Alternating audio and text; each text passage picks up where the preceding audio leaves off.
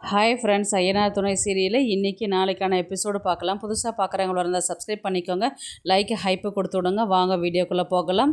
நேற்றுக்கு எபிசோடு எதில் முடிச்சிருப்பாங்கன்றது பார்த்திங்கன்னா, வானதி பாண்டியன் வீட்டில் எப்படி சமைக்கிறது என்ன செய்கிறதுன்றது அவங்க சொல்லிக்கிட்டு இருப்பாங்க. இன்றைக்கி இந்த மாதிரி சமைச்சா நான் சாப்பிட்ட மாதிரி தான் அப்படின்ற மாதிரி தான் யார் சொல்லுவா, பாண்டியனும் பல்லவனும் சொல்லுவாங்க. நான் நல்லா தான் சமைப்பேன், இன்னும் ஒரு 1/4 மணி நேரத்தில் உங்களுக்கு சமைச்சு கொடுத்துருவேன் நான் அப்படின்ற மாதிரி தான் அவங்க சொல்லுவாங்க. சரி அப்படின்னு சொல்லிட்டு இன்க்ரீடியன்ஸ்லாம் வாங்கிட்டு வர சொல்லுவாங்க. வாங்கிட்டு வந்து கொடுத்து விடுவாங்க. இதெல்லாம் செய்யணுமா அப்படின்ற மாதிரி தான் சொல்லுவாங்க. எபிசோடு முடிப்பாங்க. இன்றைக்கி பார்த்திங்கன்னா அதுலேருந்து தான் கண்டினியூ ஆகும்.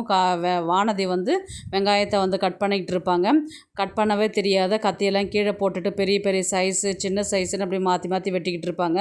அதுக்கப்புறம் பாண்டியன் தான் வெங்காயத்தை கட் பண்ணி கொடுப்பாரு. உடனே வானதி என்ன சொல்லுவாங்கன்னா, இந்த கத்தி ஷார்ப்பே இல்லை, இது எப்படி தான் வச்சு யூஸ் பண்ணுறீங்களேன்னு தெரியல, இத்தனை பேருக்கு எப்படி தான் சமைக்கிறீங்கன்றது தெரியல அப்படின்ற மாதிரி தான் சொல்லுவார். கூட நான் வெட்டி பார்க்குறேன் அப்படின்னு சொல்லிட்டு பாண்டியன் அந்த வெங்காயத்தை வெட்டி பார்ப்பார். நல்லா தான் வெட்டியிருக்கும். நல்லா தான் வெட்டியிருக்குன்னு அப்புறமேட்டு வேறு ஒரு கத்தி எடுத்து கொடுப்பாரு. இதை முதல்ல கொடுத்துருக்கலாம்ல அப்படின்ற மாதிரி தான் சொல்லுவாங்க. அதுக்கப்புறம் பார்த்திங்கன்னா வெங்காயத்தெல்லாம் அவங்க கட் பண்ணி பொடி பொடியாக நறுக்கி போடுவாங்க. அதுக்கப்புறம் தக்காளியை கட் பண்ணுவாங்க. அதுக்கப்புறம் இதுக்கெல்லாம் செய்கிறதுக்கு ஃபஸ்ட்டு அரிசி ஊற வைக்கணுமே, ஊற வச்சிட்டியா நீ அப்படின்ற மாதிரி தான் பாண்டியன் கேட்பார். அப்படி ஐயோ அரிசியா பிரியாணியில் போடுவாங்களா அப்படின்னு கேட்டதுக்கு கெட்டது போ அப்படின்னு சொல்லிட்டு அதுக்கப்புறம் அரிசி எடுன்னு எவ்வளோ போடுறதுன்னு தெரியல, சரி 6 டம்ளர் போடட்டுமா அப்படின்ற மாதிரி கேட்பாங்க. பாஸ்மதி ரைஸ்லாம் இல்லையா அப்படின்ற மாதிரி கேட்டதுக்கு இது பாஸ்மதி ரைஸ் தான், இல்லை எனக்கு சீரக சம்பாவில் தான் செய்ய தெரியும், இதில் எனக்கு செய்ய தெரியாது அப்படின்ற மாதிரி அவங்க சொல்லுவாங்க. ஐயோ கெட்டது போன்னு சொல்லிட்டு பல்லவன் இன்றைக்கி நான் சாப்பிட்ட மாதிரி தான் அப்படின்ற மாதிரி தான் ரியாக்ஷன் பண்ணுவார். இருடா அப்படின்னு சொல்லிட்டு தான் அவங்க கேட்பாங்க. அதுக்கப்புறம் குக்கரில் என்னென்னவோ செஞ்சு வச்சுட்டு ஒரு 3 விசில் 4 விசில் கிட்ட வந்துக்கிட்டே இருக்கும். அதுக்கப்புறம் பார்த்திங்கன்னா குழம்பு கூட்டி விட்டுருப்பாங்க. அது கொதிச்சுட்டு இருக்கும். அதுக்கப்புறம் நடேசனுக்கு செம காண்டாயிட்டு பசியில் ஏமா எவ்வளோ நேரம் தான் அவள் சமைச்சுட்டு இருக்கிறான்னு சொல்லிட்டு, என்னடா அவள் சமைச்சிட்டாலா இல்லையா அப்படின்ற மாதிரி கேட்டதுக்கு எங்களுக்கு தெரியல அப்படின்ற மாதிரி தான் ரியாக்ஷன் பண்ணுவாங்க. இவங்க நேராக அம்மா செஃப் வானதி சமைச்சிட்டே என்னென்னு இன்னும் 1/4 மணி நேரம் பொறுத்துக்குங்க, இப்போ தான் பிரியாணி தம்மில் போட்டிருக்கிறேன் குக்கரில், அதுக்கப்புறம் குழம்பு இப்போ தான் கொதிச்சுட்டு இருக்குது, கொஞ்சம் நேரம் வெயிட் பண்ணுங்க அப்படின்ற மாதிரி சொன்னதுக்கு, இனி என்னால் தாங்க முடியாதுப்பா, எனக்கு இப்போ வளவலன்னு வருது, உடம்பெல்லாம் சரிப்பட்டு வரலன்னு சொல்லிட்டு நான் போய் மட்டன் பிரியாணி சாப்பிட்டுட்டு வரேன்னு சொல்லிட்டு இவங்க என்ன பண்ணாங்க, நேராக கடைக்கு கிளம்புவாங்க. அதுக்கப்புறம் பல்லவன் அண்ணா தயவுசெய்து எனக்கு ஒரு 100 ரூபா கொடு, நான் போய் சாப்பிட்டுட்டு வந்துடுறேன் அப்படின்ற மாதிரி தான் சொல்லுவாங்க. அவர் பாண்டியன் 1000 ரூபா கொடுத்து பொருள் அத்தனையும் வாங்கிட்டு வச்சுருக்கிறேன், ஒழுங்காக அவள் செய்கிறது சாப்பிடு, எங்கன்னா போனான்னா தான் விழும், அப்படி உட்கார்றா அப்படின்னு சொல்லிட்டு பாண்டியன் பல்லவனை உட்கார வைப்பாங்க. இந்த இருங்க ரெடி ஆகிடும்னு சொல்லிட்டு இருப்பாங்க. அதுக்கப்புறம் ஏர்போர்ட்லேருந்து ஏரோப்ளைன் பறந்து வர மாதிரி தான் ஜன்னல் சீட்டில் காமிப்பாங்க. பார்த்தீங்கன்னா பீகாரில் 2 3 டூரிஸ்ட் பிளேஸ் எல்லாமே காமிச்சிட்டு, இந்த இடம் பீகார் பாட்னா ரீச் ஆகிட்டோம் அப்படின்ற மாதிரி காமிச்சிட்டு, அப்புறம் சோழன் நிலா சேரன் காரில் கிளம்பி போயின்னு இருக்கிறாங்க. போகும்போது பார்த்திங்கன்னா சேரன் என்ன கேட்குறாருன்னா, எனக்கு சரிப்பட்டு வரலன்ற மாதிரி தாண்டா தோணுது, ஏன்னா அவ்வளோ தூரம் சந்தா பார்க்குறதுக்காக இவ்வளோ தூரம் வரோம், என்னை நம்பி நீங்கள் வரீங்க, எனக்கு உங்களையும் சேஃபாக கொண்டு போகணும், அவளையும் பார்க்கணும், இப்போ என்ன பண்ணுறதுன்னு எனக்கு தெரியல, மனசே சரியில்லைடா, நம்ம செய்கிறது சரியாக தப்பான்னு தெரியல அப்படின்ற மாதிரி தான் சேரன் சொல்லிட்டு இருப்பார். அதுக்கப்புறம் சோழன் என்ன சொல்லுவார், அண்ணா நீ ஏர்போர்ட்டில் உட்காந்துருக்கும் போது இதே தான் யோசிச்சுட்டு இருந்தேன்னு எங்களுக்கு தெரியும், நீ சும்மா அதே யோசிச்சுட்டு இருக்காது, எல்லாத்தையுமே பாசிட்டிவாகவே யோசிச்சுப்பார் அப்படின்ற மாதிரி தான் சொல்லுவார். உடனே நிலா என்ன சொல்லுவாங்கன்னா, பிரச்சனைன்றது வரதானே செய்யும், ஆனால் பார்க்குறதுக்கு பேசுறதுக்கு தானே வந்திருக்கிறோம், பேசி பார்ப்போம், என்ன சொல்கிறாங்கன்றது கேட்போம், பயப்படாதீங்கண்ணா அப்படின்ற மாதிரி சொன்னதுக்கு சோழன் என்ன சொல்லுவார்னா, சரி நிலா நினைக்கிற மாதிரி எல்லாத்தையுமே பாசிட்டிவாக நினச்சி பார்ப்போம், எதுவாக இருந்தாலும் பார்த்துக்கலாம், பயப்படாதண்ணா, தைரியமாக இருண்ணா, நாங்களாம் இருக்கிறோம் இல்லை அப்படின்ற மாதிரி தான் சொல்லுவாங்க. அவங்க ஒரு கார் டாக்ஸியில் தான் வந்துட்டுருப்பாங்க. இந்த மாதிரி இந்த இடத்துல எந்த பக்கம் கட் பண்ணி போனோம் அப்படின்ற மாதிரி தான் டிரைவர் கேட்பார். உடனே சேரன் அவர் என்ன சொல்கிறாருன்றது எனக்கு தெரியலடா அப்படின்ற மாதிரி தான் சோழன்கிட்ட சொல்லுவார். சோழன் அந்த டிரைவரை பார்த்துட்டு கொஞ்சம் ஸ்லோவாக சொல்லுங்கள் பையா அப்படின்ற மாதிரி தான் சொல்லுவாங்க. இப்போது அவர் ஹிந்தியில் இந்த பக்கம் போகணுமா அந்த பக்கம் போகணுமா அப்படின்ற மாதிரி தான் கேட்பார். உடனே சேரன் என்ன சொல்லுவாருன்னா, எனக்கு தெரிஞ்சு எப்படி வழி போகிறதுன்னு தான் இவர் கேட்குறாருன்னு நினைக்கிறேன்டா சோழன் அப்படின்னு சொல்லிட்டு சொன்னதுக்கு, பொறுமையாக தான் சொல்லுங்களேன் அப்படின்ற மாதிரி நிலா சொன்னதுக்கு, இவனுக்கு சொல்லியே புரியல, இதில் தமிழில் பேசினாவா புரிய போகுது அப்படின்ற மாதிரி தான் சொல்லுவாங்க. உடனே நிலா என்ன சொல்லுவாங்கன்னா, தயவுசெய்து நீங்கள் அனீஷ்க்குன்னா கால் பண்ணி பாருங்களேண்ணே அப்படின்ற மாதிரி தான் சொல்லுவாங்க. அவரும் கால் பண்ணுவார். ஃபுல் ரிங்கு போகும். கால் எடுக்கவே மாட்டாங்க. எடுக்கவே இல்லைடா, ஃபுல் ரிங்கு போகுது அப்படின்ற மாதிரி சேரன் சொன்னதுக்கு, சரி நான் வேணால் சந்தாக்கு கால் பண்ணி பார்க்கட்டுமா அப்படின்ற மாதிரி சேரன் சொல்லுவார். உடனே சோழன் தயவுசெய்து பண்ணுண்ணா அப்படின்ற மாதிரி தான் வந்து சொல்லுவார். அங்கே அவங்களுக்கு கால் பண்ணால் நம்பர் சுவிட்ச் ஆஃப் அப்படின்னு சொல்லிட்டு வரும். அதுக்கப்புறம் வந்து ஒரு இடத்துல வந்து பார்த்திங்கன்னா காரில் ரொம்ப தூரம் போய் இறங்கின உடனே பார்த்திங்கன்னா இதுக்கப்புறம் ஸ்டாப் அவ்வளோதான் முடிஞ்சிச்சு அப்படின்ற மாதிரி தான் டிரைவர் சொல்லுவார். அதுக்கப்புறம் இறங்கி பார்ப்பாங்க. உடனே சோழன் வந்து என்ன சொல்லுவார், இது சின்ன கிராமம் தானேண்ணா, எங்கன்னா இருப்பாங்க, யார்கிட்டயா கேட்டுக்கிட்டு நம்ம போய்க்கலாம் வா அப்படின்ற மாதிரி சொல்லுவாங்க. அதுக்கப்புறம் வந்து சேரனும் சோழனும் வந்து அந்த டிரைவர்கிட்ட வந்து பையா ஒன்றா உள்ளே போனோம், இந்த ஸ்டாப் இல்லை அப்படின்ற மாதிரி சொல்லுவாங்க. அதுக்கப்புறம் காரில் ஏறி அதுக்கப்புறம் தேடிக்கிட்டு போயிட்டே இருப்பாங்க. ஒரு 2-3 பேர்கிட்ட வந்து சந்தா ஃபோட்டோவையும் காமிச்சிட்டு இந்த இடத்துல இருக்கிறாங்களான்னு கேட்பாங்க. இந்த இடத்துலலாம் இல்லை அப்படின்னு சொல்லுவாங்க. அதுமாரி மறுபடியும் காரில் உள்ளார போகிற மாதிரி காமிப்பாங்க. அடுத்தது வந்து பார்த்திங்கன்னா வானதி வந்து கிச்சனில் சமைக்கிற மாதிரி தான் வந்து காமிப்பாங்க. பல்லவன் வந்து 2 வாட்டி வந்து கிச்சனில் உள்ளார போயிட்டு வருவாங்க. ஒன்றும் சமைக்கிற மாதிரி தெரியல. அவங்க சமைச்சிக்கிட்டே தான் இருப்பாங்க. அதுக்கப்புறம் ஒரு டம்ளர் தண்ணி எடுத்து குடிச்சிட்டு 2 தக்காளி பழத்தை எடுத்துகிட்டு வந்து ஒரு தக்காளி பழத்தை வச்சுட்டு சாப்பிடுவார். பாண்டியன் வந்து என்ன கேட்பாருன்னு, என்னடா தக்காளி பழம்லாம் சாப்பிட்றேன், என்ன சொல்கிறேன், பசிக்குதுண்ணே அப்படின்னு சொல்லிட்டு சொல்லுவாங்க. அதுக்கப்புறம் வானதி வெளியில் வந்து சாப்பாடு ரெடி அப்படின்னு சொல்லிட்டு சொல்லுவாங்க. உடனே பல்லவன் வந்து 12 மணிக்கு உள்ளே போனீங்க, 4 மணிக்கு தான் சமைச்சே முடிச்சிருக்கிறீங்க, அவ்வளோ சாப்பாடாக செஞ்சீங்க, அவ்வளோ செஞ்சிட்டிங்களா, சூப்பர் அப்படின்னு சொல்லிட்டு போய் தட்டை எடுத்துகிட்டு வாங்க சாப்பிட்லாம் அப்படின்னு சொல்லிட்டு சொன்னதுக்கு இவங்க 2 பேரும் உட்காருவாங்க. ஓடி போய் கை கழுவிட்டு வாங்க அப்படின்னு சொல்லிட்டு சொல்லுவாங்க. கை கழுவிட்டு வந்து சாப்பாடெலாம் எடுத்துகிட்டு வந்து வச்சுட்டு பரிமாறுவாங்க. பரிமாறும் போது பார்த்திங்கன்னா சாதம் நல்லா குழஞ்சி போயிட்டுருக்கும். சாதம் வந்து 2 பேருக்குமே போட்டுட்டு ஒரு முட்டை வச்சுட்டு சிக்கன் கிரேவி ஊற்றிக்கன்னு பாண்டியன் வந்த உடனே கேட்பார். இன்னும் இவ்வளோ கலராக இருக்குது அப்படின்னு சொல்லி கேட்டதுக்கு, அது காஷ்மீர் சில்லி அப்படி தான் கலராக இருக்கும், நல்லா தான் இருக்கும், சாப்பிட்டு பாருன்னு. அவர் பாண்டியன் என்ன கேட்பாருன்னா, காரம் அதிகமாக போட்டுட்டே அப்படின்னு கேட்டதுக்கு, அதெல்லாம் இல்லை நல்லா தான் இருக்குது சாப்பிடு அப்படின்னு சொல்லிட்டு சொல்லுவாங்க. உடனே வந்து நடேசன் வந்து அப்போ தான் சாப்பிட்டுட்டு உள்ளார என்ட்ரி ஆகிட்டு ஏப்பா விட்டுக்கிட்டே உள்ளார வருவார். உடனே வானதியை பார்த்து தான் கேட்பாரு, ஏம்மா இதெல்லாம் நீ சமைச்சதா அப்படின்ற மாதிரி கேட்பாங்க. ஆமாம் அங்கிள், நான் இத்தனையும் உங்களுக்கு தான் சமைச்சேன் நான் அப்படின்ற மாதிரி தான் கேட்பாங்க. சரி நான் உடனே தட்டை கொண்டு வந்து உங்களுக்கு நான் கொஞ்சம் சாதம் போட்டு கொடுக்கட்டுமா அப்படின்னு கேட்டதுக்கு, அம்மா தயவுசெய்து எனக்கு கொண்டு வராத, நான் இப்போ தான் மட்டன் பிரியாணி சாப்பிட்டுட்டு வந்தேன் அப்படின்ற மாதிரி தான் வந்து சொல்லுவாங்க. இவனுங்களுக்கே கொடு அப்படின்ற மாதிரி தான் சொல்லுவாங்க. அவங்க பாண்டியனும் பல்லவனும் சாப்பிடுவாங்க. பிரியாணியில் பார்த்தீங்கன்னா உப்பாக இருக்கும், குழஞ்சி போய்ட்டுருக்கும். கிரேவியில் வந்து பார்த்திங்கன்னா ஒரே காரமாக இருக்கும், வாயில் வைக்கவே முடியாது. எதை கஷ்டப்பட்டு சாப்பிட்றான்ட்டு சாப்பிடுவாங்க. ஆனால் பிரியாணியில் ஒரே உப்புண்ணா அப்படின்னு சொல்லிட்டு சொன்னதுக்கு பாண்டியனை வந்து என்ன சொல்லுவாருன்னா, டேய் நீ இப்போ சாப்பிட்டுடுறா, தயவுசெய்து நான் நல்ல சாப்பாடு நைட்டு நான் வாங்கி தரேன், சாப்பிடுடா பல்லவா அப்படின்ற மாதிரி தான் சொல்லுவாங்க. அதுக்கப்புறம் பார்த்திங்கன்னா அப்பளம் வேறு மறந்துட்டேன், எடுத்துன்னு வரேன் அப்படின்னு சொல்லிட்டு அப்பளம் பார்த்திங்கன்னா நல்லா தீச்சி ப்ரௌன் கலரில் கொண்டு வருவாங்க. ஏம்மா பிரியாணிக்கு அப்பளமாம்மா அப்படியாம்மான்னு சொல்லிட்டு நடேசன் கேட்பாரு. ஆமாங்க அங்கிள் அப்படின்ற மாதிரி தான் இவங்க சொல்லுவாங்க. அதுக்கப்புறம் அப்பளத்தை வந்து பல்லவன் எடுத்து பார்த்துட்டு, ஐயோ இதுவா அப்பளம் அப்படின்ற மாதிரி தான் வந்து ரியாக்ஷன் பார்த்துட்டு அவர் சாப்பிடுவார். அதுக்கப்புறம் எப்படி இருக்குது பாண்டி, நான் சமைச்சது உனக்கு பிடிச்சிருக்கா, டேஸ்ட் எப்படி இருக்குது அப்படின்ற மாதிரி தான் வந்து வானதி வந்து பாண்டியனை பார்த்து கேட்பாங்க.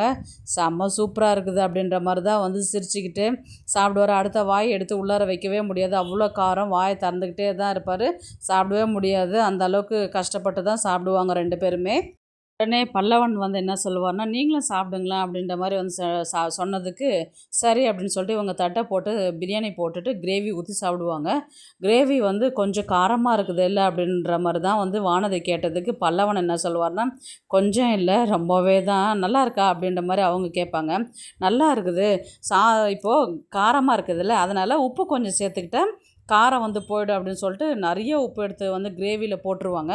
அந்த குழம்ப இப்போ வாடா நீ ஊற்றி சாப்பிட்ற அப்படின்னு சொன்னதுக்கு பல்லவன் என்ன சொல்லுவார்னா, நான் ஊற்றிக்கல, நீங்கள் வேணால் ஊற்றி சாப்பிடுங்க அப்படின்ற மாதிரி தான் சொல்லுவாங்க. அவங்க ஊற்றி சாப்பிடும்போது ஐயோ இவ்வளோ உப்பு போட்டுட்டுக்கிறேன் போல் அப்படின்ற மாதிரி தான் வந்து சொல்லிவிட்டு, நான் இதை சாப்பிடல, நான் தயிரும் சாதமும் போட்டு சாப்பிட்டுக்கிறேன் அப்படின்ற மாதிரி தான் வந்து வானதி வந்து அந்த பிரியாணி வச்சுட்டு வேறு தட்டில் வந்து சாதம் போட்டு சாப்பிடுவாங்க. நீ போட்டுக்கிறிய பல்லவா அப்படின்ற மாதிரி தான் சொல்லுவாங்க. அவங்க பிரியாணியெல்லாம் ஒதுக்கி வச்சுட்டு அதுக்கப்புறம் வந்து சாதத்தில் தயிர் ஊற்றி உப்பு போட்டு கொடுத்து விடுவாங்க, சாப்பிடுவாங்க. தயிர் நல்லா இருக்குது இல்லை பல்லவா அப்படின்ற மாதிரி சொன்னதுக்கு நடேசனை வந்து என்ன சொல்லுவார்னா, அது பாக்கெட் தயிர், கடையில் வாங்கிட்டு வந்த தயிர் நல்லா தான் இருக்கும் அப்படின்ற மாதிரி சொன்னதுக்கு இவங்க வானதி என்ன சொல்லுவாங்க, தயிர் இருந்தாலும் நான் சமைச்சு கொடுத்ததுனால தான் அது டேஸ்ட்டாக இருக்குது அப்படின்ற மாதிரி தான் வானதி வந்து சொல்லுவாங்க. என்ன பிரியாணியில் கொஞ்சம் காரம் ஜாஸ்தியாக போயிடுச்சு அப்படின்ற மாதிரி தான் சொல்லுவாங்க. அதுதான் அவனுங்க முகரக்கட்டைங்களை பார்த்தாவே தெரியுது அப்படின்ற மாதிரி தான் வந்து நடேசன் வந்து சொல்லுவார். உடனே வானதி வந்து பாண்டி இன்னும் கொஞ்சம் சாதம் போட்டுக்க, தயிர் சாதம் அப்படின்ற மாதிரி தான் சொல்லுவாங்க. உடனே அவர் ஏய் எனக்கு வேண்டாம் அப்படின்னு கத்துவார். என்ன பாண்டி அப்படின்னு சொல்லி கேட்டதுக்கு, இல்லை ஃபஸ்ட்டு வைக்கும் போது நிறையாவே வச்சுட்டேன், எனக்கு போதும் இது அப்படின்ற மாதிரி தான் அவர் சொல்லுவார். அப்படியா, சரி சரி சாப்பிடு அப்படின்ட்டு வானதி சொல்லுவாங்க. உடனே பல்லவன் வந்து தயவுசெய்து அவங்க வெளியில் போனதுக்கப்புறம் என்னை நல்ல ஹோட்டலில் கூட்டிகிட்டு போயிட்டு என்னை சாப்பிட வை அப்படின்ற மாதிரி தான் வந்து பல்லவன் வந்து பாண்டியன்கிட்ட சொல்லுவார். கண்டிப்பாடா நான் உனக்கு சாப்பிட வைக்கிறேன்டா, இப்போ கொஞ்சம் தயவுசெய்து கொஞ்சம் சாப்பிட்றா அப்படின்ற மாதிரி தான் வந்து அவர் சொல்லுவார். உடனே நடேசன் வந்து அந்த இடத்த எழுந்துக்கும் போது என்ன சொல்லுவார்னா, நல்ல சாப்பாடுறா இதுதான் அடுத்தது பார்த்தீங்கன்னா சேரனையும் சோழனையும் தான் காமிப்பாங்க. அவங்க காரில் ஒன்றும் தேடிக்கிட்டு போயிட்டே தான் இருப்பாங்க. உடனே நிலா தான் கேட்பாங்க, எங்கள் சின்ன கிராமம் சீக்கிரமாக கண்டுபிடிச்சலான்னு சொல்லிட்டு சொன்னீங்க, எவ்வளோ நேரம் தாங்க தேடிட்டு இருக்கிறது, போயிட்டே இருக்குது ரொம்ப தூரம் உள்ளார அப்படின்னு. எனக்கு என்ன தெரியுங்க, நானும் உங்களை நம்பி தானே உக்காண்டுக்கிறேன் அப்படின்ற மாதிரி தான் வந்து அவர் சோழன் சொல்லுவார். அதுக்கப்புறம் வந்து வர வழியில் வந்து பார்த்திங்கன்னா 2-3 இவங்க பீகாரில் இருக்கிறவங்கள மாதிரி காமிப்பாங்க. அவங்கக்கிட்ட அட்ரஸில் கேட்டதுக்கு எனக்கு தெரியாது தெரியாது அப்படின்னு சொல்லிட்டு சொல்லுவாங்க. அதுக்கப்புறம் வந்து இவர் சேரன் வந்து உக்காந்துட்டு இவங்க சந்தாவை வந்து யோசித்து பார்த்துக்கிட்டே வருவாங்க. ஒரு சாங் ஒன்று போட்டு விட்ருவாங்க. சந்தா வந்து பார்த்திங்கன்னா ஒரு மெத்த மேலே வந்து அங்கங்கே தேடிட்டு நடந்துக்கிட்டு யோசிச்சுக்கிட்டு அவர் சேரனை பற்றி நினச்சிக்கிட்டே இருப்பாங்க. அப்படியே வந்து எபிசோடை வந்து முடிப்பாங்க. நாளைக்கு வந்து எப்படி காமிப்பாங்க அப்படின்றது பார்த்திங்கன்னா, இவங்க காரில் தேடிக்கிட்டு வராங்க இல்லைங்களா, வர வழியில் வந்து பார்த்திங்கன்னா இவர் அனீஷ் தான் வந்து பார்க்குற மாதிரி தான் இருக்கும். அனீஷ் வந்து பார்த்திங்கன்னா ஒரு கடை தெருவுக்கு வர மாதிரி இருக்கும். அந்த இடத்துல பார்த்துட்டு ஆனால் அங்கே பாருண்ணா அனீஷ் பையா அப்படின்ற மாதிரி தான் வந்து சொல்லுவாங்க. உடனே வந்து காரை நிறுத்த சொல்லுவாங்க. நிறுத்திட்டு அனீஷ் அப்படின்ற மாதிரி தான் வந்து கூப்பிடுவாங்க. அனீஷ் வந்து பையா நீங்கள் எப்படி வந்தீங்க அப்படின்ற மாதிரி தான் வந்து கேட்பாங்க. என்ன அனீஷ் உனக்கு கால் பண்ண நீ எடுக்கவே இல்லை நான் வண்டியில் வந்தேன் அதனால தான் எடுக்க முடியல அப்படின்ற மாதிரி தான் வந்து அனீஷ் வந்து சொல்லுவார். எப்படி இருக்கிறீங்க பையா, இங்கே எப்படி வந்தீங்க அப்படின்ற மாதிரி தான் வந்து சொல்லுவார் அவர். நான் தான் வந்து பிரச்சனையை சால்வ் பண்ணிவிட்டு நானே கூட்டிகிட்டு வரேன்னு சொன்னேன், நீங்கள் எதுக்கு இங்கே வந்தீங்க அப்படின்ற மாதிரி தான் வந்து சொன்னதுக்கு, ஏன்டா நீயும் ஃபோன் எடுக்க மாட்டேங்கிற, சந்தா ஃபோனும் சுவிட்ச் ஆஃபில் இருக்குது, என்ன பண்ணுறதுன்னு தெரியல, ஒரு வந்து பார்த்துட்டு போனாக்கா அவங்களுக்கும் கொஞ்சம் ஆறுதலாக இருக்கும் இல்லையா, உங்கள் வீட்லேயும் பேசி பார்ப்போமே அப்படின்ற மாதிரி தான் வந்து இப்போ பேசலான்னு வந்தோம். இதுக்கப்புறம் வந்து சந்தா வந்து நடுவில் கால் பண்ணியிருந்தாங்க, இந்த மாதிரி ஆக்சிடெண்ட் ஆனதுனால இப்போதைக்கு கல்யாணம் எதுவும் பண்ண மாட்டாங்க அப்படின்னு சொன்னதுனால தான் நாங்கள் சரி எதுக்கும் ஒரு எட்டு வந்து உங்கள் அப்பா அம்மாக்கிட்ட கேட்டுட்டு போகலாம் அப்படின்ற மாதிரி தான் வந்தோம் அப்படின்ற மாதிரி தான் வந்து சொல்லுவாங்க. அதுக்கில்ல பையா, இப்போ எங்கள் வீட்டில் வந்து ரொம்ப பிரச்சனையாக இருக்குது, இப்போ அங்கே போனீங்கன்னா அவங்க ரொம்ப பிரச்சனை பண்ணுவாங்க அப்படின்ற மாதிரி தான் வந்து அனீஷ் வந்து சொல்லுவார். அதுக்கு நிலா வந்து என்ன சொல்லுவாங்கன்னா, இவ்வளோ தூரம் வந்துட்டோம் இல்லைங்களா, அப்பா அம்மா என்னும்போது கோவப்படுவாங்க, ஆத்திரப்படுவாங்க, பிரச்சனை வரும் தான் தெரியும், எதுக்கும் பேசிட்டாக்கா அவங்க மனசில் என்ன நினைக்கிறாங்கன்றது தெரியும் இல்லையா, யாராக இருந்தாலும் கொடுக்குறாங்க கொடுக்கல அது அப்பாற்பட்ட விஷயம், நம்ம எதுக்கும் கேட்டு பார்ப்போமே அப்படின்ற மாதிரி தான் வந்து சொல்லுவாங்க. அதுக்கப்புறம் உங்கள் இஷ்டம்னு சொல்லிவிட்டு சரி வாங்க பையா வீட்டுக்கு போகலாம் அப்படின்னு சொல்லிட்டு அனீஷ் வந்து சேரனை எல்லாரையுமே கூட்டிக்கிட்டு போவாங்க. அந்த இடத்துல வந்து பார்த்திங்கன்னா இவங்க சந்தா தான் வந்து மெத்த மேலே இருக்கிறாங்க இல்லையா, அந்த இடத்துல வந்து இவங்க எல்லோரும் கிளம்பி கார் வர்றதை பார்த்துட்டு அந்த இடத்துல வந்து நிற்பாங்க. நின்று அந்த இடத்துல சேரன் இறங்குறத பார்த்துட்டு இவங்க சந்தா வந்து என்ன பண்ணுவாங்க, அவரை பார்த்துட்டு கீழே இறங்கி ஓடுவாங்க. போகும்போது வந்து பார்த்திங்கன்னா அந்த இடத்துல அவங்கள சேரனை பார்த்துட்டு ஒரு வெக்கப்பட்டு உள்ளாரே நின்றுடுவாங்க. அந்த இடத்துல வந்து பார்த்திங்கன்னா சந்தாவுடைய அப்பா அம்மாவை தான் வந்து காமிப்பாங்க. அவங்க வந்து இப்போ அவங்க ஓடி வர்றது இவங்கள பார்த்துட்டு தான் அவ்வளோ ஓடி வர்றது, அவங்க சந்தோஷமாக இருக்கிறது, அவங்க முகத்தில் சிரிப்பு இருக்கிறத வந்து அவங்க அப்பாவும் அவங்க அம்மாவும் நோட் பண்ணுற மாதிரி தான் இருக்கும். இத்தனால அழுதுகிட்டு அடம் பிடிச்சிட்டு இருந்தவ இன்றைக்கி அவங்கள பார்த்தோன்னே அவ்வளோ சந்தோஷப்படுறாளே அப்படின்னு சொல்லிட்டு என்ன பண்ணுவாங்க, கொஞ்ச நேரம் அமைதியாகவே நிற்பாங்க. அதுக்கப்புறம் இவங்க சந்தா உள்ளாரே நிற்பாங்க. அனீஷ் பையா வந்து இவங்க எல்லாருமே உள்ளார கூப்பிட்டுட்டு வந்து பேச ஆரம்பிப்பாங்க. அதுக்கப்புறம் வந்து பார்த்திங்கன்னா அவங்க என்ன சொல்லுவாங்கன்னா, இவ்வளோ தூரம் என் பொண்ணுக்காக வந்திருக்கிறன்னும் போது அது பெரிய விஷயமாக தான் இருக்குது அப்படின்ற மாதிரி தான் வந்து சொல்லுவாங்க. இப்போது உங்ககிட்ட வந்து அந்த அளவுக்கு வசதி இல்லை, வசதியாக இருக்கிற பையனுக்கிட்ட தானே என் பொண்ணை கொடுத்ததாக்கா நாளைக்கு அவ்வளோ சந்தோஷமாக வச்சுக்குவாங்க இல்லையா, அதனால தான் எங்கள் சொந்தக்கார பையனுக்கே நான் வந்து கல்யாணம் பண்ணிக்கிறதுக்கு நான் விருப்பப்பட்டேன். நான் இவர்கிட்ட என்ன இருக்குது, இவர் ஒன்றும் இல்லாத தானே இருக்கிறாரு அப்படின்ற மாதிரி தான் வந்து பொண்ணுடைய அப்பா அம்மா பேசுகிற மாதிரி தான் இருக்கும். அதுக்கு இவங்க சோழன் வந்து என்ன பண்ணுவார்னா, என்ன சொத்து இல்லை எங்களுக்குன்னு ஒரு வீடு இருக்குது தெரியுமா அப்படின்ற மாதிரி தான் வந்து கேட்பாங்க. ஒரு வீடு வந்து இருக்கிறீங்கன்னா உங்களுக்கு அண்ணன் தம்பி இருக்குதுன்னா எல்லாமே அவங்களுக்கு பங்கு போயிடும் இல்லையா, அப்போ என் பொண்ணுக்கு ஒன்றுமே இல்லையே, அப்பயும் ஒன்றும் இல்லாதானே நிற்கிறாரு, இவர் என்ன வேலை செய்கிறாரு, இவர் படிக்கவும் இல்லை, இவர் வந்து பார்த்திங்கன்னா இங்கே வேலை தானே செய்கிறாரு, அந்த வேலை வருமானத்தில் என்ன வரும் அப்படின்ற மாதிரி தான் வந்து கேட்பாங்க. அதுக்கப்புறம் சோழன் கொஞ்ச நேரம் யோசிச்சுட்டு 28 லட்சமும் 50,000 நகையும் பொண்ணுக்கு போட்டாக்கா அப்போ பொண்ணு கொடுப்பீங்களா அப்படின்ற மாதிரி தான் வந்து கேட்பாங்க. எனக்கு இதெல்லாம் செஞ்சு கொடுக்கறதுக்கு எனக்கு ஒரு 6 மாதம் டைம் வேணும். 6 மாதம் நீங்கள் வெயிட் பண்ணால் கண்டிப்பாக நான் இதை கொண்டு வந்து கொடுத்துட்டு நான் கல்யாணம் பண்ணிட்டு போகிறதுக்கு நான் ரெடியாக இருக்கிறேன். இது உங்களுக்கு சம்மதமா அப்படின்ற மாதிரி தான் வந்து சோழன் வந்து பொண்ணுடைய அப்பா அம்மா கிட்ட வந்து கேட்குற மாதிரி இருக்கும். பொண்ணுடைய அப்பா வந்து என்ன சொல்லுவாங்கன்னா, பார்க்கலாம், யோசித்து முடிவு பண்ணிவிட்டு சொல்லுறேன் அப்படின்ற மாதிரி தான் வந்து சொல்லுவாங்க. அப்படி இருந்தாலும் ஓரளவுக்கு வந்து அவங்க சம்மதம் சொல்லிட்ட மாதிரி தான் வந்து சொல்லுவாங்க. இது போதும் எனக்கு, நான் உங்களுக்கு 6 மாதம் கழித்து வந்து நானே உங்கள் பொண்ணை கேட்டு நான் கல்யாணம் பண்ணிட்டு போகிறேன் அப்படின்ற மாதிரி தான் வந்து சோழன் வந்து சொல்லுவார். நிலா வந்து பார்த்தீங்கன்னா, என்னங்க நீங்கள் திடீர்னு இந்த மாதிரிலாம் சொல்லிட்டீங்க, எப்படிங்க முடியும் அப்படின்ற மாதிரி கேட்டதுக்கு, நான் பார்த்துக்கிறேன் இல்ல, நான் மேனேஜ் பண்ணிக்கிறேன், அண்ணனுக்கு கல்யாணம் பண்ணி வைக்கிறது நான் தான் அப்படின்ற மாதிரி தான் வந்து சொல்லுவாங்க. அப்புறம் நிலா வந்து லைட்டாக ஸ்மைல் பண்ணுவாங்க. அதுக்கப்புறம் சேரன் வந்து நீ சோழனை பார்த்து எப்படிரா அப்படின்ற மாதிரி கேட்டதுக்கு, நான் பார்த்துக்கிறேண்ணே, நீ சந்தோஷமாக இரு, நீ போய் சந்தா கிட்ட பேசிட்டு வா, நம்ம கிளம்பலாம் அப்படின்ற மாதிரி தான் வந்து சோழன் வந்து சொல்லுவார். அப்படியே வந்து எபிசோடை முடிப்பாங்க. பார்க்கலாம் கதையை வந்து எப்படி எடுத்துகிட்டு போகிறாங்கன்றது. சோழன் வந்து இந்த பணத்தை வந்து எப்படி ரெடி பண்ணுவார், இந்த கல்யாணம் வந்து எந்த பிரச்சனை இல்லாமல் முடியுதா, இல்லை இவர் சொன்ன பணத்தை வந்து எத்தனை நாளைக்குள்ளே ரெடி பண்ணி கொண்டு வந்து கொடுக்குறாரு, அதன் மூலயமா என்ன பிரச்சனை வருதுன்றது பார்க்கலாம். இந்த வீடியோ உங்களுக்கு பிடிச்சிருந்தா ப்ளீஸ் லைக் பண்ணுங்கள், ஷேர் பண்ணுங்கள், சப்ஸ்கிரைப் பண்ணுங்கள். தேங்க்ஸ் ஃபார் வாட்சிங். இந்த வீடியோ பிடிச்சிருந்தா லைக் பண்ணுங்க, நம்ம சேனலை சப்ஸ்கிரைப் பண்ணுங்க. உங்க ஆதரவு ரொம்ப முக்கியம். நன்றி.